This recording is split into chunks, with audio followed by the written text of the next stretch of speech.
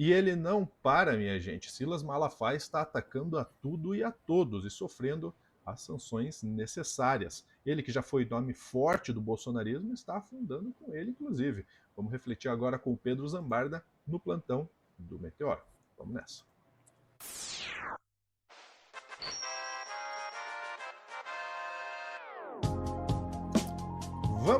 Vamos trazer informação, mas não sem antes trazer um áudio especial. Quando a gente fala com o Silas Malafaia, eu gosto de começar com esse áudio. Ô Malafaia, vai procurar uma rola, vai. Não me enche o saco. Você é um idiota. Agora sim, informações. Vamos lá. Esse é Silas Malafaia. Esse corte não tem muita informação não, Lúcio. Na verdade, esse corte é um teaser pro corte da Sofia Labanca, que vai falar muito bem sobre a briga do Silas Malafaia contra a Damares. Mas eu queria começar trazendo alguns vídeos recentes que ele está gravando.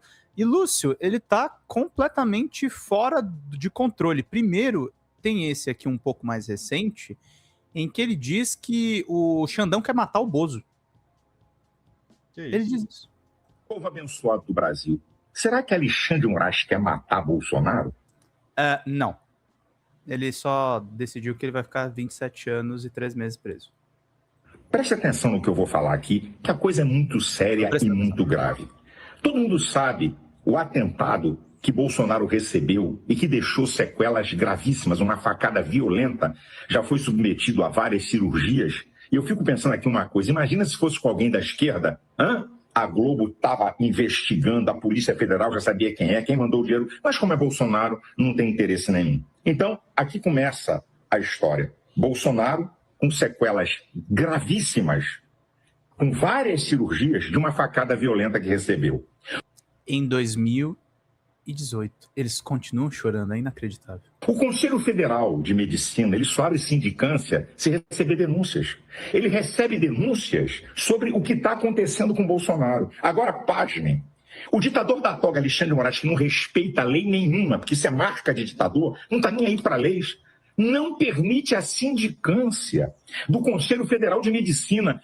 Todos os médicos do Brasil, militares, da Polícia Federal, civis, são sujeitos ao Conselho. Isso é uma afronta, gente. Eu gostaria de ver a Globo, com esse mesmo apetite sobre o Banco Master, que eu dou parabéns, ter o mesmo apetite para mostrar os absurdos de Alexandre de Moraes. Mas sabe qual é a questão? É que Bolsonaro cortou verbas bilionárias dessa imprensa comprada. Então, eles não estão nem aí para Bolsonaro, sabe? É 2 pesos e 2 medidas. Agora, pare, analise. Agora pare. Tem sangue inocente na mão de Alexandre de Moraes, que é o Clezão. Alexandre de Moraes foi avisado de que ele tinha doenças graves do coração e não liberou o cara para ser tratado. Ele era membro da minha igreja. Ele foi assistir a baderna e naquele corre-corre se escondeu no Congresso, estava quebrado e foi preso naquele roldão sem ter nenhuma ação de terrorista ou de golpe. Com essa farsa de pseudo-golpe, só para lembrar vocês, para vocês verem a maior perseguição política da história contra Bolsonaro e gente inocente. O ministro Gilmar Mendes disse que o governo Lula e Dilma é governo de ladrões. Sabe quantas delações para condenar Lula e a quadrilha do PT? 298. No caso de Bolsonaro, uma delação que foi mudada 6 vezes, não pode. Se mudar a delação, ela tem que ser dada direta, ela tem que ser cancelada. E aí a segunda questão grave, o coronel Cid quebra o sigilo da delação, dizendo que foi pressionado por Alexandre de Moraes e pelo delegado federal. Pela segunda vez ela tinha que ser cancelada. Mas o procurador Paulo Gonet, que é capacho de Alexandre de Moraes, baseia a sua denúncia numa delação fajuta, covarde, uma única delação para condenar pessoas numa farsa de golpe. Eu vou parar aqui esse corte, porque ele chama o PGR de capacho do Alexandre de Moraes. Aí, esse aqui é de ontem, chamando o Alexandre de assassino. Lá no dia 26 de dezembro, o Silas Malafaia tava chorando pro Paulo Gonet. Cara, assim, ele virou, na verdade, um palhaço. Desculpa, Silas, você é um palhaço. Porque é um humor quase involuntário, Lúcio. Esse cara tá indiciado pela PF. O que ele tá gravando rios no Instagram? Vai escrever a tua defesa, cara. Vai se defender na justiça. Olha o que ele fala aqui. Abençoado do Brasil. a mais nova perseguição de Alexandre de Moraes contra mim, só que dessa vez ele não está sozinho. Fica comigo, assista esse vídeo até o final para você entender esse absurdo. Vamos aos fatos. Sexta-feira passada, 18 de dezembro, o procurador-geral Paulo Gonet me denuncia pelos crimes de calúnia, difamação e injúria contra o comandante do Exército, o general Tomás Paiva. Inclusive, veja um corte da Sofia sobre isso, tá bem descrito direitinho o crime, mas aqui eu não vou falar do crime, eu vou falar do comportamento dele, que é absurdo. Por minhas falas, naquela manifestação do dia 6 de abril desse ano, na Avenida Paulista, quando eu disse que os generais de 4 estrelas, o alto comando do Exército, uma cambada de frouxos, covardes e omissos, porque ficaram quietos diante da prisão injusta e vergonhosa do general Braga Neto em dezembro do ano passado. Na manifestação, eu não cito o nome do general Tomás Paiva. Como é que ele me denuncia como se eu citasse o nome dele? Aqui está a primeira aberração. Mas espera aí, por que o procurador Paulo Gonet me mandou para Alexandre de Moraes? Eu não tenho prerrogativa de função, eu não tenho foro no Supremo Tribunal Federal, ele tinha que mandar para a primeira instância. Sabe qual é o argumento dele? É que Alexandre de Moraes preside o inquérito das fake news e das milícias digitais. O que tem a ver a manifestação da minha opinião em uma manifestação pública com fake news? Tudo! Imagina, né? De nada. Essa é uma maneira covarde de produzir puríssima perseguição política. Liberdade de expressão. O que eu falei na Avenida Paulista, em qualquer nação democrática do mundo, na Europa, Estados Unidos, Canadá, em qualquer lugar, é liberdade de expressão que Alexandre de Moraes transformou em crime de opinião ao presidir um inquérito imoral e ilegal das fake news. E que o Paulo Gonet me manda para lá. Repito, o que tem a ver minha opinião, minha liberdade de opinião, garantida pelo artigo 5º, inciso 4 da Constituição, com questões de fake news? Isso é um absurdo. Agora, pare para pensar um pouquinho mais. Agora, pare. Vocês verem o nível da brincadeira. No dia 18, sexta-feira passada, Paulo Gonet me denuncia. No dia 20, domingo, olha a velocidade. Alexandre de Moraes me intima, dando prazo de 15 dias para eu responder a essa denúncia. Só tem um detalhe. De 20 de dezembro, domingo, a 20 de janeiro, é o recesso do Judiciário. E segundo o regimento interno do STF, artigo 8, 13 e 21, preste atenção o que diz lá. O recesso é restrito a medidas de urgência. Quem responde ao plantão no recesso é o presidente ou o vice-presidente, no caso Alexandre de Moraes. O STF não delibera matérias ordinárias no recesso. Isso também tem uma resolução do Conselho Nacional de Justiça. Então, amigo, mas você está no inquérito do golpe. O golpe se encaixa nas medidas de urgência. É isso que você não se tocou.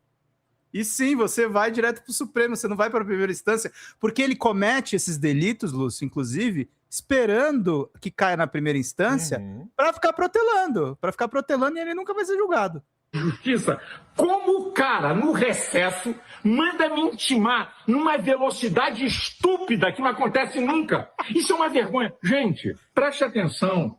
Eu tenho direito, como a qualquer brasileiro, ao duplo grau de jurisdição. Artigo 5º, inciso 50.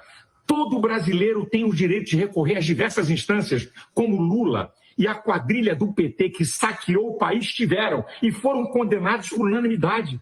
O que é que eu tenho que ser julgado no STF? Repito, eu não tenho prerrogativa de função, nem foro lá. Isso é um absurdo, gente. Isso é uma vergonha, é uma prova da perseguição política.